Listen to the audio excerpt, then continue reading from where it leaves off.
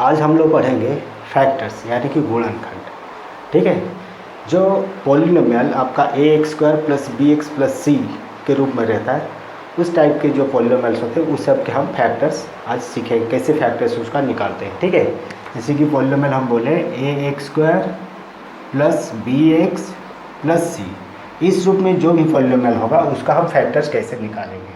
जैसे मान लीजिए ये वाला पॉलिनोमियल जो है 2x² + 5x - 7 जो है उसका हम लिख सकते हैं प्लस ब्रैकेट देखिए -7। तो ये वाला जो पॉलिनोमियल है इस रूप में आ गया।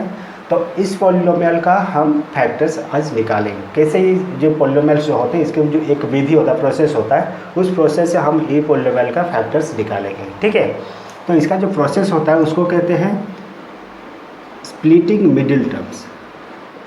स्प्लिटिंग मिडिल टर्म्स मतलब होता है आपका जो मध्य पद जो होता है, ठीक है, आपका जो मध्य पद होता है, ये वाला जो मध्य पद होता है उसको स्प्लिट करना, उसको दो भाग में बांटना है, और उसके बाद हम ये जो पॉलिनोमियल है इसका हम फैक्टर्स निकाल सकते हैं। ठीक है, तो उससे पहले जो प्रोसेस है उसको भी हम अभी जानेंगे। तो क्वेश्चन हम लोगों का है 2x² + 5x - 7। ठीक है, तो पहले हम इसको ब्रेक नहीं करेंगे। पहले हम ब्रेक करने से पहले इसका जो स्टेप 1 है उसको थोड़ा ध्यान से देखना है आपको।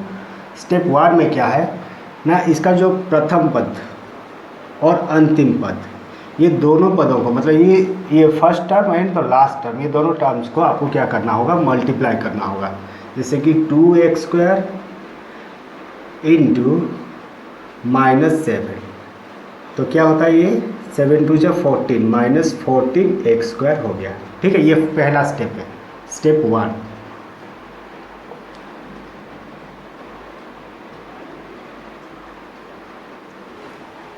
ये स्टेप 1 है। ठीक है, तो ये हो गया आपका, मल्टीप्लाई करने से कितना हो रहा है, -14x² हो रहा है। उसके बाद सेकेंड जो स्टेप है, तभी क्या करना है, तभी हमको सेकेंड स्टेप में ये जो मिडिल टर्म है इसको ब्रेक करना है। हम इसको सेकेंड स्टेप में ब्रेक करेंगे। कैसे, स्टेप 2 में काम है हम लोग का मिडिल टर्म को या मध्य पद को ब्रेक करना है। ठीक है, तो मिडिल टर्म को हमको ऐसे ब्रेक करना होगा, ऐसे दो भाग में ब्रेक करना होगा। तो अगर हम मल्टीप्लाई करेंगे दोनों को तो आपका ये जो -14x² यही वाला आएगा, -14x²। ठीक है, अगर वही दोनों को हम ऐड कर देते हैं यानी कि प्लस कर देते हैं, जो कर देते हैं, तो ये आ जाएगा आपका 5x। तब जाके आप जानोगे कि नहीं, जो मिडिल टर्म है वो सही ब्रेक हुआ है। ठीक है, तो मिडिल टर्म को हम ब्रेक करते हैं। ये जो 5x है, 5x को अगर हम 7x एंड -2x में ब्रेक करेंगे तो ये हो जाएगा -14x²। दोनों को मल्टीप्लाई करेंगे तो -14x² होगा। 7 × 2 = 14, ये माइनस है माइनस हो गया, और x × x x² हो गया। ठीक है, अगर वही 7x और -2x को हम ऐड करते हैं, 7x प्लस यहाँ -2x, तो ये कितना होगा, 7x प्लस माइनस होकर माइनस, ब्रैकेट हटा देंगे तो -2x हो जाएगा और इक्वल टू 5x हो जाएगा। ठीक है, तो हम 7x और -2x को जब ऐड किए तो कितना हुआ, 5x हुआ। तो ठीक से ये ब्रेक हो गया है। ठीक है, उसके बाद अभी क्या है, हम ये जो क्वेश्चन है इसको यहाँ लिखे हैं 2x² + 5x - 7x, तो उसी को फिर से लिखते हैं 2x², फिर ये हो गया +7x - 2x और -7। हम 7x और -2x में ब्रेक किए तो 7x - 2x - 7, 7x - 2x भी आपका 5x होता है। ठीक है, अभी देखो, अभी ये दोनों पार्ट को अलग करना है और ये दोनों पार्ट को अलग करना है। तो 2x² + 7x और ये -2x - 7, तो हमको देखना है ये दोनों में कॉमन कौन है, साधारण कौन है। 2x² + 7x में आपका कॉमन है x, और यहाँ रहता कौन है 2x प्लस यहाँ 7। ठीक है, और फिर माइनस यहाँ आपका 2x और 7 में कोई भी कॉमन नहीं है, लेकिन कोई जब कॉमन नहीं होता है तो क्या करते हैं, 1 कॉमन लाते हैं, हम 1 को कॉमन लाएंगे। तो यहाँ बचेगा कौन, 2x और +7। +7 क्यों हुआ, क्योंकि अगर इसको हम फिर से मल्टीप्लाई कर देंगे तो -2x -7 ही आएगा, क्योंकि -1 इंटू 2x -2x होता है, और -1 इंटू +7 प्लस माइनस माइनस होता है, और 7 इंटू 1 7 होता है। ठीक है, तो इसीलिए हम यहाँ 2x + 7 लिखे। इसके बाद और एक तो चीज़ है, आपको यहाँ जो रहेगा इस टर्म में जो रहेगा यहाँ भी वही होना चाहिए। अगर ये दोनों अलग हो जाते हैं तो जानो कि ये आपका गलत निकला है। ठीक है, तो आप एक नहीं सोचना है कि यहाँ जो है वहीं इसको भी वहीं पर डाल देते हैं, वहीं पर ये जो है इसको भी वहीं पर लिख देते हैं, तो ये गलत है। आप लिखने से कोई बात नहीं, लिखोगे ठीक है, लेकिन इसको फिर से जब मल्टीप्लाई करोगे ये वाला टर्म आना चाहिए आपका, -2x -7 जैसे आना चाहिए, तब जाके आपका ये सही होगा। अगर आप ये यहाँ जो है उसी को यहाँ डाल दिया और फिर देखें कि फिर से मल्टीप्लाई किया, देखें ये वाला नहीं आ रहा, तो वो गलत हो जाएगा। ठीक है, तो ध्यान से देखना है, उसको ध्यान से करना है। तो ये जो टर्म यहाँ जो है इसमें भी वही रहेगा। फिर अभी ये दोनों में आपका कॉमन कौन है, 2x + 7, और यहाँ बचता है आपका x, और यहाँ बचता है -1, तो ये हो गया x - 1, मतलब 2x + 7 इंटू x - 1, ये दोनों हो गए इस जो पॉलीनोमियल इसके फैक्टर्स हो गए। ठीक है, अभी और एक तो क्वेश्चन, ये वाला क्वेश्चन अभी हम लोग करेंगे, तब और थोड़ा डाउट क्लियर हो जाएगा आपका।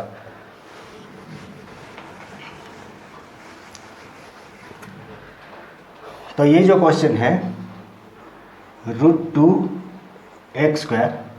+ 7x + 5√2।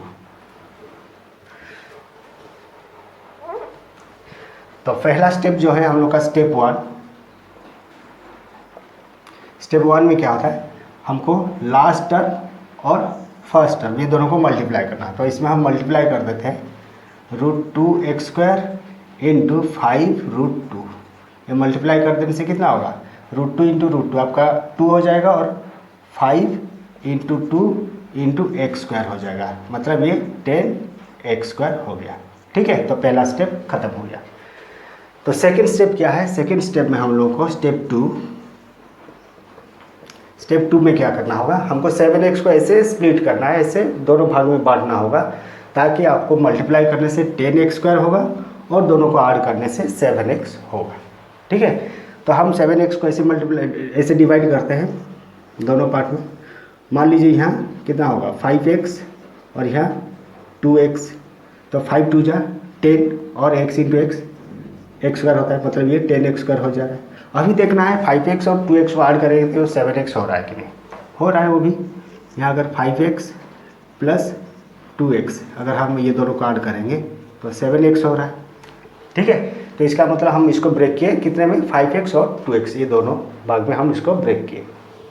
अभी आते हैं यहाँ क्वेश्चन में, तो हम लोग को यहाँ लिखना है √2x² जो +7x को हम लिख सकते हैं 5x + 2x + 5√2।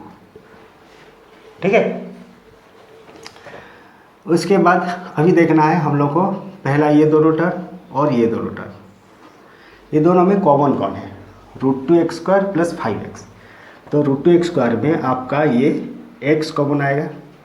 ठीक है, और यहाँ बचेगा √2x और यहाँ बचेगा 5, और यहाँ ये दोनों में प्लस, यहाँ √2 कॉमन आएगा और यहाँ बचेगा √2x + 5। ठीक है, अगर आपको कॉमन लेने में भी दिक्कत होगा तो उसका भी एक प्रोसेस है, जैसे कि √2x² है। ठीक है, इसको हम ब्रेक कर देते हैं, √2x² है, √2x² मतलब होता है √2 इंटू x इंटू x। ठीक है, और आपका ये 5x में क्या होता है, 5 इंटू x, तो इसमें कॉमन कौन आया है, x ही एक कॉमन है, यहाँ एक तो x है और यहाँ दो तो एक ही तो x कॉमन आएगा। ठीक है, तो हम यहाँ x को यहाँ कॉमन लिए, तो बचा कौन, यहाँ √2x बचा और यहाँ बचा 5, और यहाँ 2x + 5√2। 2x को हम ऐसे भी लिख सकते हैं √2 x लिख सकते हैं, ठीक है। और 5√2 को आप लिख सकते हैं 5 × √2। तो अभी ये दोनों में आपका √2 कॉमन आ रहा है, यहाँ बचता है √2x और यहाँ बचता है 5, यहाँ बचता है √2x और यहाँ बचता है 5। फिर अभी ये दोनों में हम देखेंगे कॉमन कौन है ना, √2x + 5। तो यहाँ हो गया √2x + 5, इसको कॉमन यहाँ ले लिए और यहाँ बचता है आपका x और यहाँ बचता है आपका +√2। तो ये हो गया उसका फैक्टर्स, √2x + 5 × x + √2, ठीक है। तो इतना आसानी से हम इसको सॉल्व कर सकते हैं, इतना आसानी से हम इसके जो पॉलिनोमियल्स जो होते हैं उसका फैक्टर्स या गुणनखंड जिसको हम कहते हैं वो निकाल सकते हैं, ठीक है।